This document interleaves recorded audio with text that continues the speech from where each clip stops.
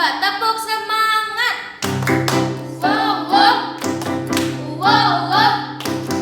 Wow. Oke, sebelum kita puji Tuhan, kita berdoa dulu ya.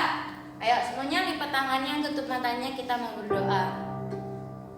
Tuhan Yesus, Bapa kami yang baik, kami ucap syukur Tuhan untuk satu hari yang luar biasa ini Bapa, sehingga kami Tuhan, anak-anak-Mu Tuhan masih dapat untuk memuji Engkau, meninggikan nama-Mu Bapa. Tuhan, kiranya Tuhan kami memberkati setiap kami Bapa, Engkau yang hadir di setiap kami Tuhan. Kiranya Tuhan apa yang kami lakukan di tempat kami masing-masing Tuhan, semuanya menyenangkan hati-Mu Bapa. Hanya di dalam nama-Mu Tuhan Yesus kami telah berdoa ucap syukur. Haleluya.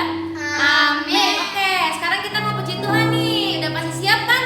Oke, semuanya senyum dulu yang manis, senyum-senyumnya. Waduh, udah siap banget.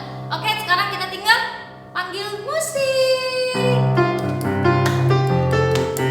Ayo, adik-adik semangat ya. Tinggi-tingginya lagi.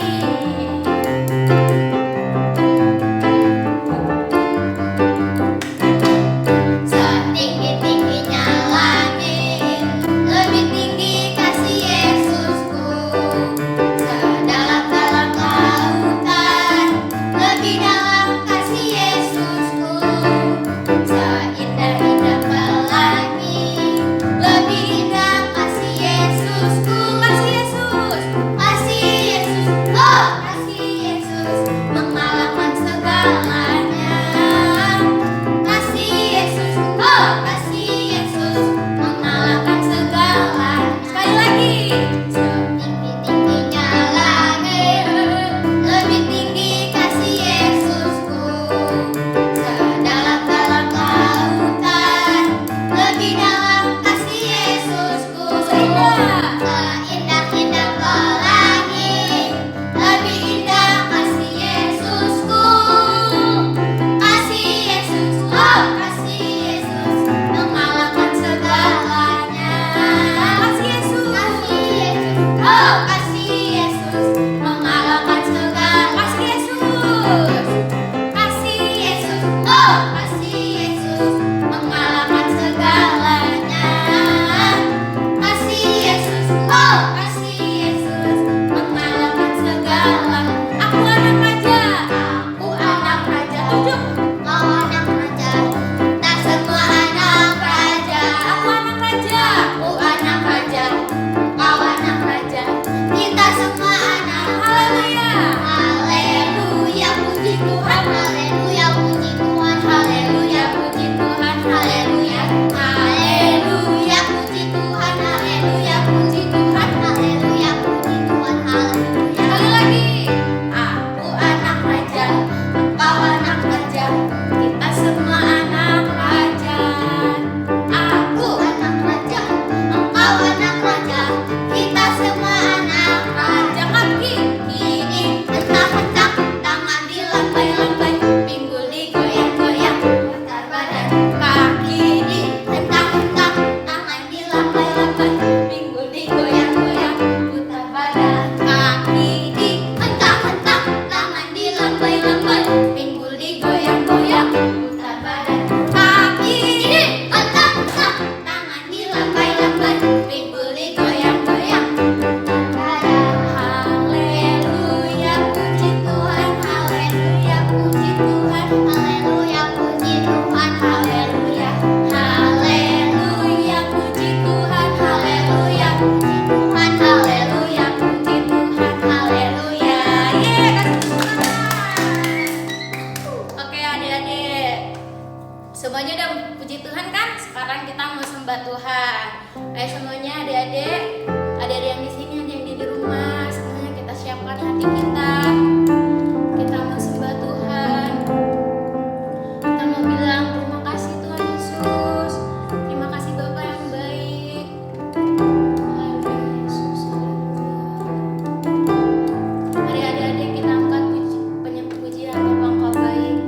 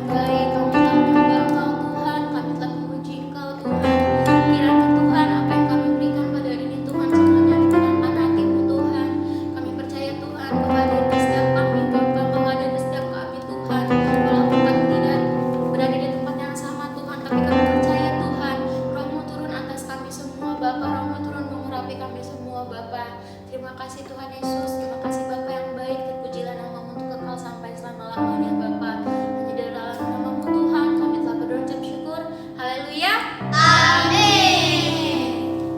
Adik-adik, semuanya udah siap buat dengerin firman Tuhan belum? Semuanya udah pasti siap kan? Yang siap coba Kak Ella mau lihat jempolnya. Semua tunjukin jempolnya. Oke, bagus. Nah, sebelum kita dengerin firman Tuhannya, kita berdoa dulu yuk. Adik-adik semuanya lipat tangannya, tutup matanya, kita mau berdoa. Tuhan Yesus, Bapa kami yang baik, kami ucap syukur Tuhan untuk setiap berkat kemurahan Tuhan atas hidup kami Tuhan. Sehingga Tuhan, kami anak-anak-Mu Tuhan masih bisa Tuhan untuk mendengarkan firman-Mu Tuhan. Tuhan, jika sebentar Tuhan kami akan mendengarkan firman-Mu, kiranya Tuhan yang persiapkan hati kami, pikiran kami Tuhan, sehingga kami Tuhan dapat mendengarkan firman-Mu dengan baik Tuhan. Dan kiranya Tuhan, setiap firman yang diberikan Tuhan dapat tumbuh dalam hati kami Tuhan dan berbuah lebat Bapa, sehingga apa yang kami dengar Tuhan bisa kami lakukan dalam kehidupan kami sehari-hari. Hanya di dalam namamu Bapa kami telah berdoa ucap syukur. Yang percaya sama-sama katakan amin. Oke adik-adik, sebelum Kayla mau cerita, Kayla mau tanya dulu nih sama adik-adik, siapa di sini yang pernah minjem barang temennya, atau barang mamanya, barang papanya, barang kakak, barang adik, atau barang orang lain yang pernah dipinjem? Ada nggak? Coba adik-adik yang pernah pinjem nggak? Pasti pernah dong ya kayaknya. Nah adik-adik, sebelum itu juga Kayla mau tanya nih, di sini siapa yang kalau pinjem barang temennya itu dikembaliin? Atau jangan-jangan ada yang pinjem barang temennya nggak dibalikin? Ayo adik-adik, Kayla mau kasih pertanyaan deh. Adik-adik jawab ya. Yang A, kalau pinjem barang temen itu harus dijaga, harus dibalikin, dan kita harus balikin barangnya itu ke bentuk yang semula, nggak boleh ada yang rusak. Atau yang B, kalau pinjem barang temennya itu biarin aja lah, nggak usah dibalikin, kalau rusak juga nggak apa-apa. Nah, coba adik-adik pilih jawabannya yang mana, yang A atau yang B?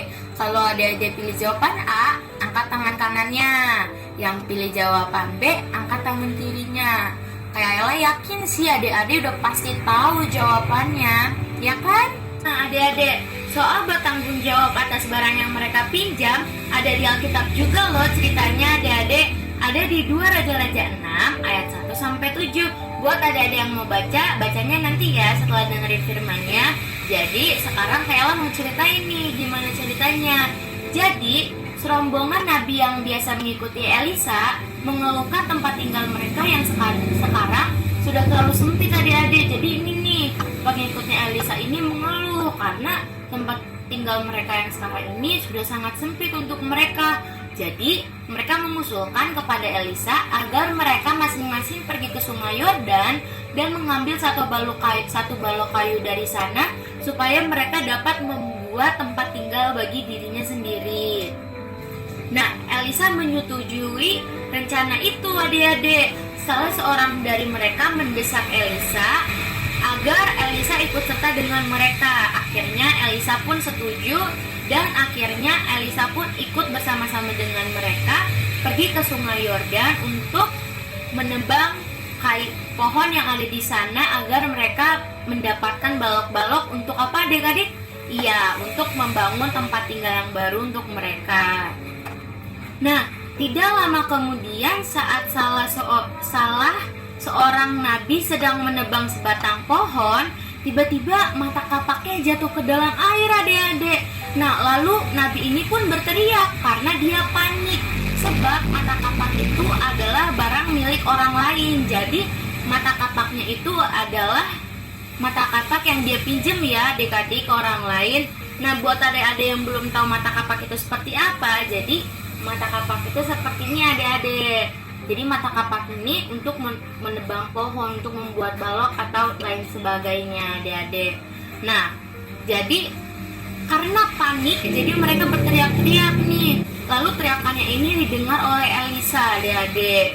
Jadi saat mendengar teriakannya itu, Elisa datang menghampiri nabi tersebut. Lalu Elisa bertanya, kemana mata kapaknya itu terjatuh? Nah adik-adik, setelah itu nabi itu pun menunjukkan tempat jatuhnya mata kapak itu adik-adik. Kemudian Elisa memotong sepotong kayu dan melemparkan kayu itu ke dalam air dekat jatuhnya mata kapak itu tadi. Nah, adik-adik, setelah dilempar ternyata terapunglah mata kapak itu. Jadi mata kapak itu terbuat dari besi. Jadi setelah dilempar, mata kapaknya ini terapung ke atas permukaan air.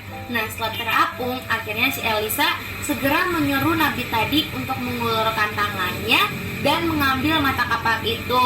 Nah, demikianlah kapak pinjaman itu berhasil untuk ditemukan kembali adik-adik.